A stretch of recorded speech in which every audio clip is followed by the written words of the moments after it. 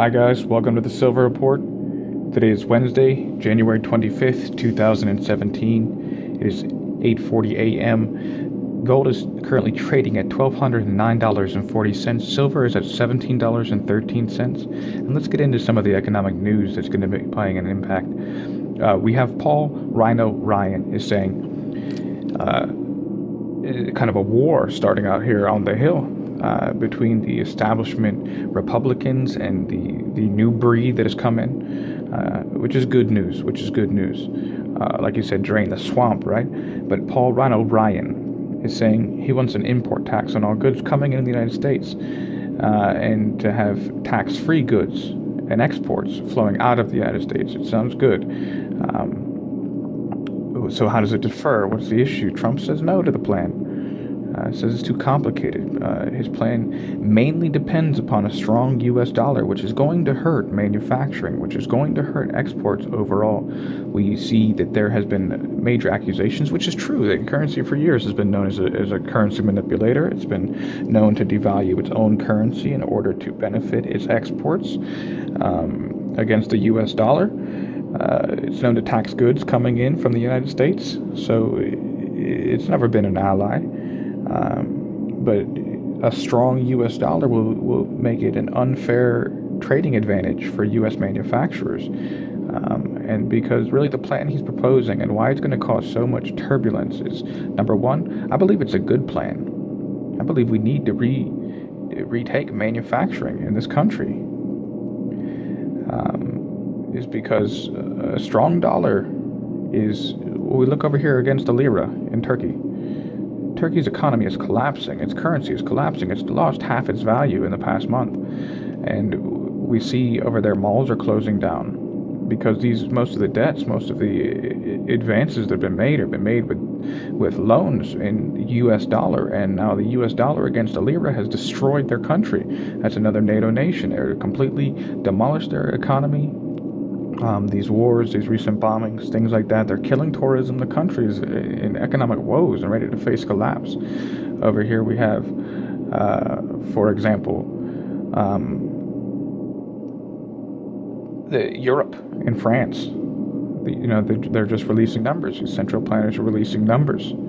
They're saying that Europe's economy is not doing as good as they initially thought. They're showing a increase in GDP of only 1.4% in France, and there's calls coming out, coming up neck and neck in the polls is the candidate that's running on leaving the EU. We see that they've told Great Britain to kind of try to settle down. You must pay your debt before you're allowed to leave the EU, but tyranny cannot stop the people's will forever. And we have to really look at what makes up our economy.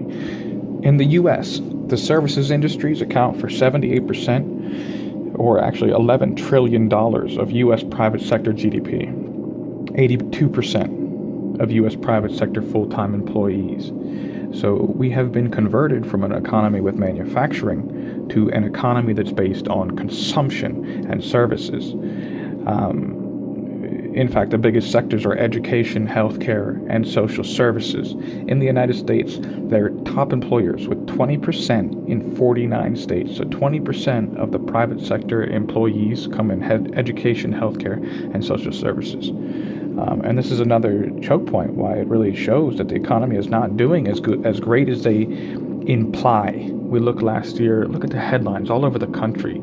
School districts, states' school budgets were not being passed because there was not money in the cards for education. They were not purchasing furniture.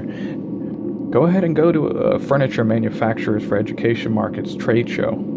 There used to be around 2,000 exhibitors if you went back 10 years ago, and now there's about 200. They've declined sharply. They're trying to play to a different market because just a regular education market, number one, the American manufacturers are not able to produce goods at a cheap enough price to compete with the Chinese goods. Most of the countries are American salesmen selling Chinese goods anymore, or selling Chinese-made products as shadow manufacturing, pretending they're the manufacturer. And it's a very sad thing, but we see that even there, they're suffering. There's no spending going on in the schools because there's not money for the schools. There's massive debt between these major school districts. Look at the school district out there in Chicago and Baltimore. These school districts are bankrupt schools. And so if it's one of the top 20% of employers in the 49 states, it really shows that things are not well. We have the healthcare industry. We're going to be seeing some moves and shakeups there, because really what they're proposing is a reshaping of the United States economy, deglobalizing, if you will. And deglobalization will cause disruptions.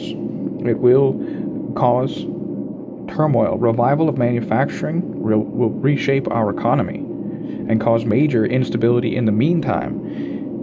Is it something that needs to take place? Of course it does. Of course it does. America has always been able to stand on its own. Most of our GDP is from services exported. And we see the service industry is suffering. These unemployment numbers that they've manipulated, we see that almost all private sector jobs, 82% of almost all private sector full-time employees come from the service industry. And we see retail shutting down. So there is major issues. So we do need to reshape our economy. So the issue of the dollar, a strong dollar, is dangerous to manufacturing, to exports, to being able to compete on a global scale.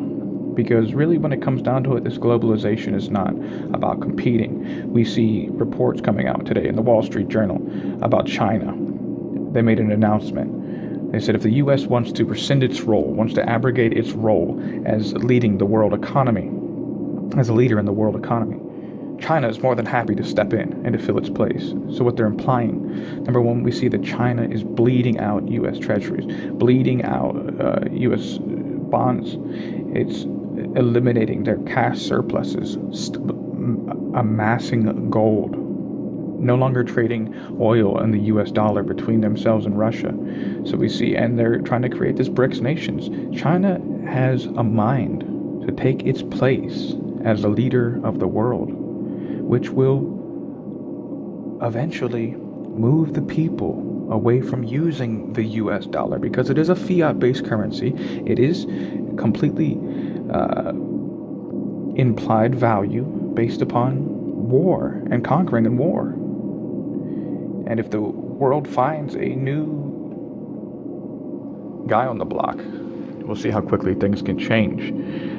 We see they have been changing, and this is very alarming news, because deglobalization will cause disruptions. We'll find we have many enemies that have been waiting for the fall of the United States and the United States dollar. In fact, there's a bill put in for the U.S. to leave the UN by Alabama Representative Mike Rogers, calling for the U.S. to terminate its membership in the UN. It was proposed on January 3rd, which is something that needs to take place. I mean, wasn't it George Bush that came out and said the vision of the founding fathers of the UN was a new world order, a globalized world? And we've seen massive steps that have been taking place that are really unknown to the general population, and undoing some of these issues and these problems, these trade deals that are bleeding our country that we're losing on, is going to cause massive disruptions for the world. We see the European Union on the brink of complete and total collapse. Their currency is collapsing, and the rise of the U.S. dollar is going to collapse. At our number one ally in the world, our most powerful ally in the world. And we will see major instability break out through the entire world if they fall.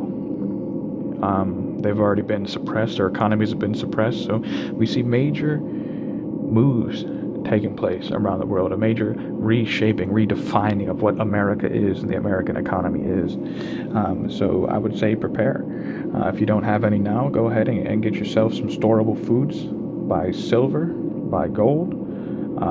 Take this time now, while it's cheap, while you still have access and free movement of your money, out of this fiat currency. Because if we go into a major currency struggle, a major currency collapse, just like these other countries, they're going to limit the ability for people to purchase gold or silver or Bitcoin. You're not going to be able to move your money.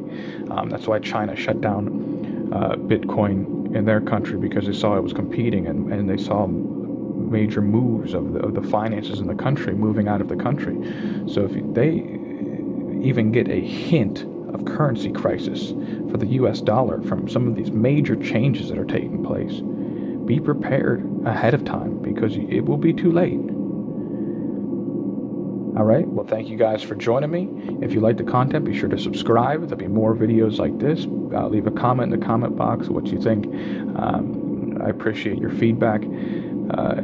Any tips, any help I can get from you guys is appreciated. Make sure to like the video, share if you like the content.